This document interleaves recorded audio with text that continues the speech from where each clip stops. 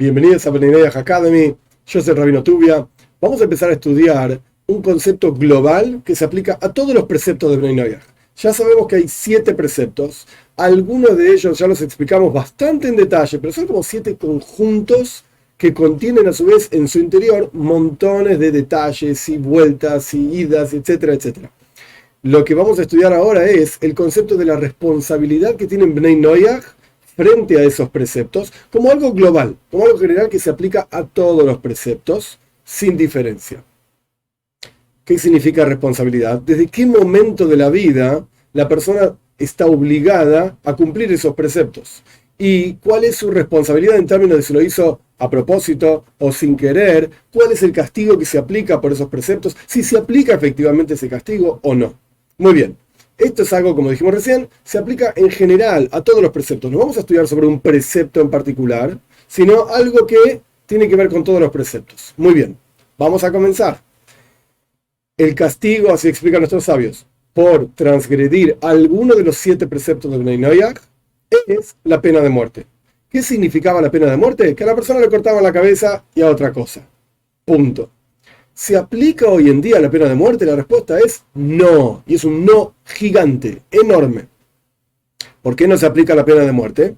Porque para que se aplique la pena de muerte se tienen que cumplir una serie de condiciones que hoy en día no se encuentran. Por ejemplo, tiene que haber un Beis Hamikdash, un templo mayor en el monte del templo, en Jerusalén, en ese lugar específico. Tiene que haber un juzgado de una cantidad de ancianos, 71 ancianos. Hay otros juzgados menores también, 23 ancianos, que juzguen efectivamente este tipo de casos. Hoy en día, lamentablemente, no tenemos el templo, no tenemos el juzgado.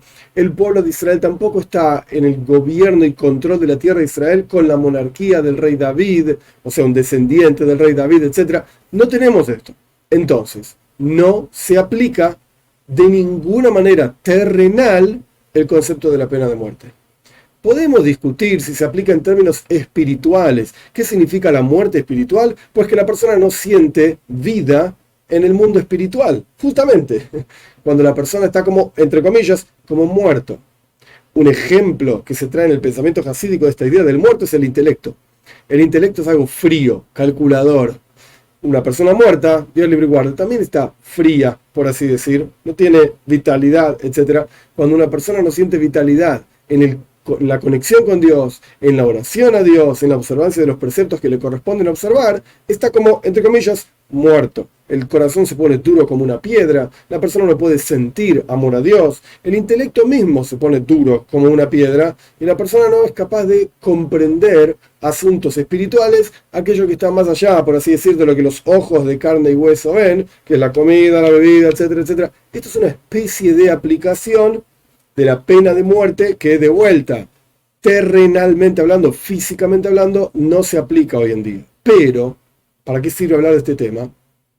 Porque a partir del castigo que corresponde tras una determinada acción, y subrayo la palabra acción, cuando uno se queda sentado y no hace nada, no hay un castigo en la Torá. Pero cuando hay una acción determinada del ser humano que hace algo que Dios no quiere, en el caso de Bnei Noyaj, el castigo es siempre pena de muerte, independientemente de cuál sea la transgresión. Cuando uno observa en la Torá, uno ve que para el pueblo de Israel hay diferentes tipos de transgresiones y diferentes tipos de castigos por las transgresiones. Pero para Bnei Noyaj, el único tipo de castigo que hay es pena de muerte. De vuelta, ¿para qué sirve hablar de este tema si no se aplica igualmente? Para entender la gravedad de lo que la persona está haciendo. Ahora bien, se plantea entonces el siguiente interrogante.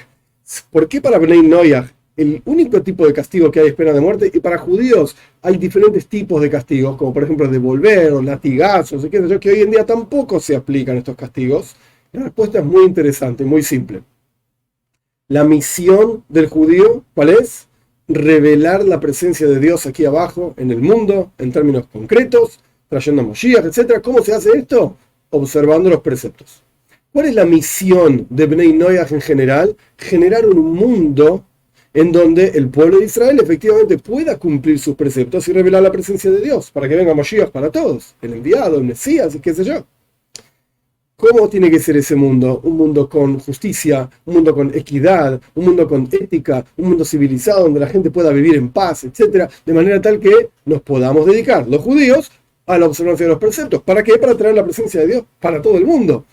Pero si una persona roba, si una persona mata, si una persona está con la mujer de otro, todas estas actividades que son inmorales, con falta de ética, etcétera, falta de justicia, esto destruye al mundo de manera tal que no podemos revelar en el mundo la presencia de Dios. Y el ejemplo simple es el siguiente: cuando uno quiere preparar un lugar para que el rey esté en ese lugar, por ejemplo una habitación donde le ponemos una cama, le ponemos un cuadro, le ponemos una mesita de luz, qué sé yo, para que el rey esté cómodo, lo primero que hay que hacer es limpiar el cuarto.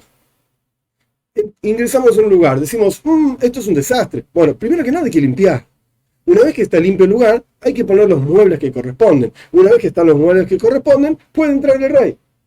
Lo mismo ocurre al respecto del mundo entero y la misión de Bnei Noach y la misión del pueblo de Israel. La misión de Bnei Noach es que el lugar esté bien, que el lugar esté limpio, no porque son sirvientes que van a limpiar. No estoy hablando de esto, es un ejemplo.